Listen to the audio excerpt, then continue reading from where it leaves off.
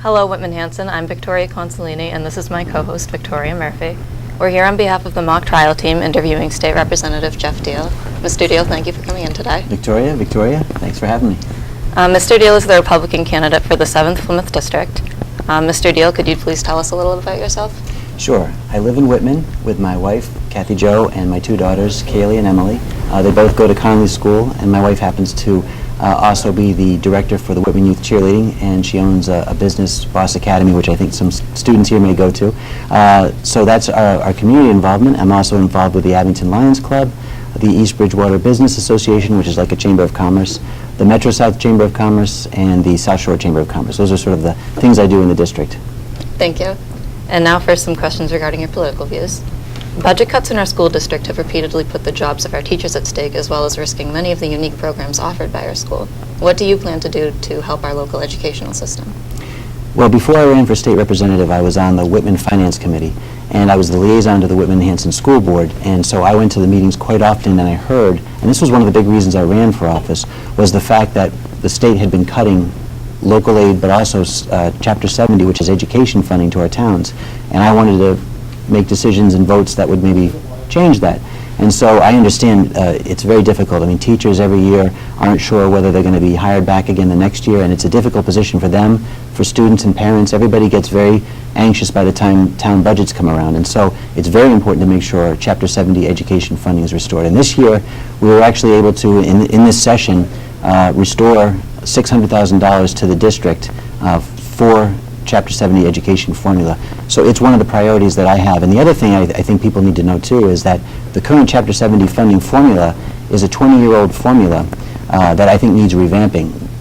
Estimates are that we're probably about $2 billion short in the overall amount that we really should be funding our schools, because two categories within Chapter 70 are really out of whack.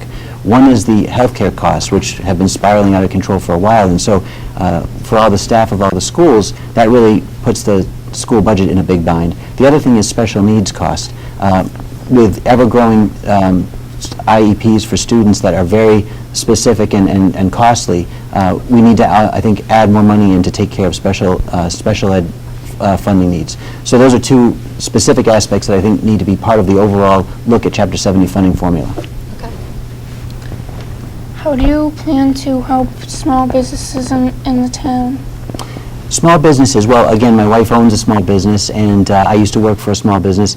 There's two things. One is cutting regulation and fees up at the State House. When I was elected, people came to me who owned small businesses and would tell me stories about how it was very difficult to get a license for either a transportation company or a company that does paving that's based out of Whitman, for example, told me that their fees for registering their trucks and their trailers had doubled overnight. Basically, one year it was this, the next year it was twice as much. So I talked to the Secretary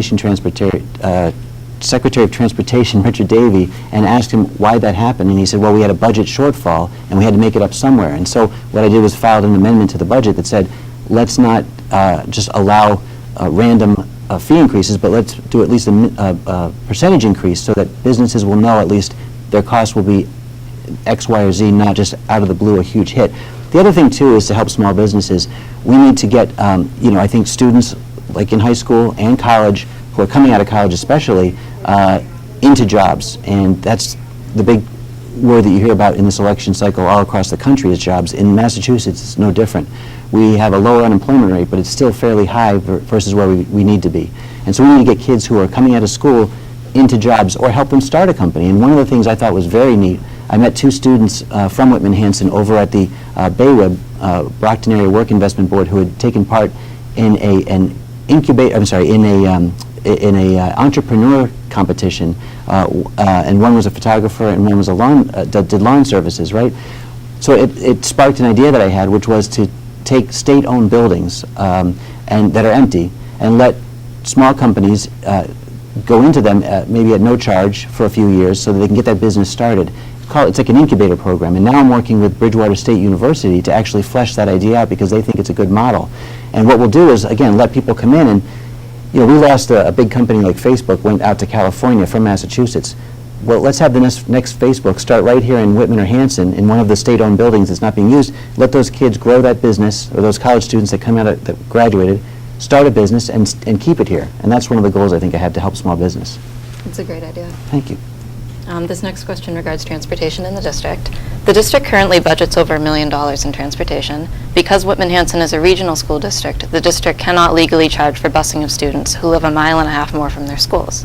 Regional transportation reimbursement from the state has not been fully funded at 100%, and we cannot charge for transportation. As a result, the district pays for a major portion of busing costs. In order to save teaching positions, the start times of schools, the high school, Conley, and Duval, were adjusted to reduce transportation costs and save teaching positions. This has resulted in an early start time, which is challenging for students and staff at the high school. What do you plan to do about the laws regarding regional transportation? Well, that's a lot right there, and everything that's in that question is accurate. And again, having 2 daughters that go to Conley, I can tell you my wife and I are personally affected by having to adjust your work schedule. So parents out there that are dealing with trying to keep a job or maybe 2 jobs and then trying to juggle all that, plus get their kids off to school, this is a huge impact. And this is another sort of problem with these unfunded mandates that are happening up at the State House. Now this regional transportation, the promise of regionalization has never really been fully followed through on. You know, we should be getting 100% reimbursement for our transportation costs, but what they decided over time was, well, if we do that, theoretically the towns or the schools or the busing companies may not really be accountable for creating the most effective route and getting the kids most efficiently. So what they said was, we need to have the towns and the schools and the bus companies have skin in the game by putting a portion of that 100% reimbursement back on them. So we never really formalized that with a law that says the reimbursement will not be 100% but will be X%, but we probably should do something like that. But beyond that, we haven't really even fully funded adequately what the towns need, especially in areas like the suburban areas where you've got a lot more ground to cover, and and with the cost of gas now being close to $4 a gallon, I mean, you can imagine what the school is going through right now with their budget, having to deal with just, again, spiraling costs that they can't control. So it's a problem. Now, one thing we did do in this last session, for example, was there's a federal law called the McKinney-Vento Act, which the state's supposed to reimburse for transportation of homeless students. We hadn't funded that in several years. We put $11 million into that, which actually does affect this district as well. So some of that money came back, but the work's not done. We definitely have to make sure that regional schools get their better share of transportation costs, which is not happening. Would you support the legalization of medical marijuana? Yeah, this is ballot question, I believe, number 3, which is allowing for the prescription of medical marijuana for people. I'm actually personally opposed for a few reasons. One is that law enforcement, the police chiefs of Massachusetts are against it, and the local chiefs that I talk to in Abington, Whitman, and East Bridgewater, where I represent, are all against it as well. I understand, I know it's a strange thing because alcohol obviously is legal, but marijuana isn't. Marijuana grows naturally, so it's one of these things. But there's two other reasons beyond just the police chiefs feeling against it that I believe we shouldn't do it at this time, for example. One is that people think it's going to be a revenue generator. Well, there's all these people using marijuana. We can now tax it, regulate it. But the problem is, if you've seen how it's been implemented in other states, what they've done is they've created nonprofits that then take a donation to the nonprofit and give the marijuana out as a gift, or what do you say? So it's actually not taxable. So we would lose that tax revenue, which we need in some cases to deal with substance abuse and the cost associated with that. So we're not really getting the money in that we would expect to get in, first of all. And secondly, I think the other thing with medical marijuana is that if you talk to parents who have kids who are addicted to other drugs, a lot of them will say that marijuana is sort of a gateway drug to that other use. And so right now we're dealing with so many things like the abuse of OxyContin, the abuse of, and we just restricted bath salts up at the State House. All these different things happening. We're fighting a losing battle, and I don't think right now is the time to legalize marijuana and make that, again, something that could get into the hands of maybe kids as a gateway more easily at this time. Okay. There has been an increase in the number of clients being supported by local food pantries. Do you plan to grant aid to these food pantries? Not just plan to, but did, actually. In this last session, we'll try to do it again.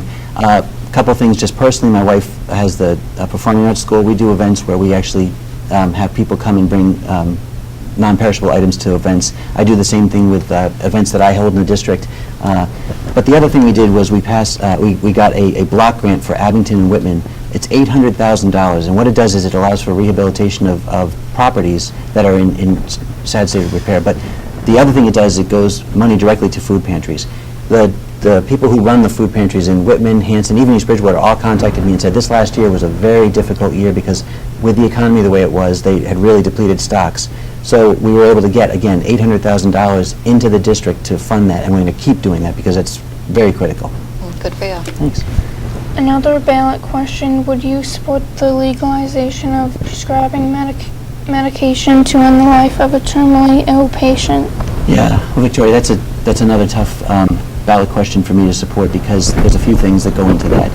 I know they call it death with dignity, but part of the problem with that, in my opinion, is right off the bat, a doctor has to prescribe, is required to prescribe that life-ending medication based on a prognosis of your life the person's life not going beyond 6 months.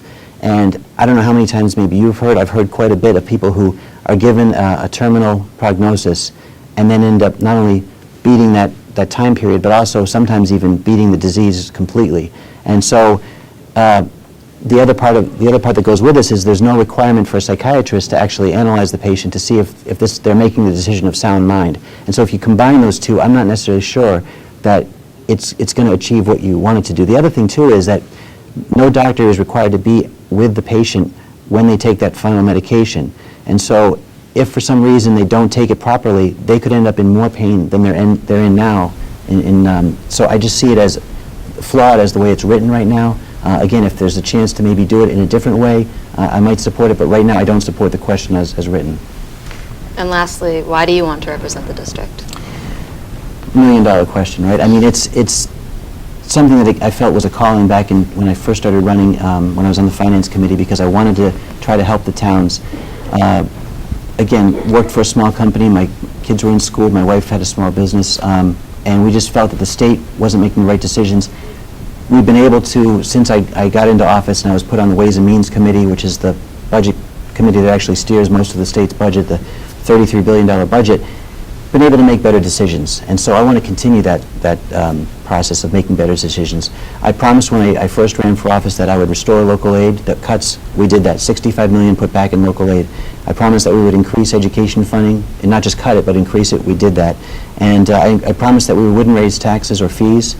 We did that as well. We did not raise any taxes or fees in the last two budgets. We need to continue that progress because we're still our economy is still in a fragile state, just like the national economy. We need to continue to make decisions that are best for the town to get us back on track. So that's one of the big reasons, but there's a few other reasons too. We need to continue to help seniors, veterans. We passed the Valor Act to help returning war veterans that are coming back from Iraq and Afghanistan. We need to get them back on their feet when they get over here. We're able to help them. We need to continue to help them. We need to help schools again. I've got a lot more work planned for schools. And the other thing is, even the Quinn bill, when they pulled that from the towns had to pay their 50% that the state was paying of Quinn bill. We need to continue to try to educate police officers because with that Quinn bill going, there is now no formalized training for police officers around the state, and it's important we do that. So those are just some of the examples of what I want to continue to do, and that's why I wanted to run when I first ran, and why I want to continue to serve now. Great. Well, thank you for coming in. Thanks for having me. Really appreciate it. Appreciate it. Thank you very much. That's all we have for today, Whitman-Hanson.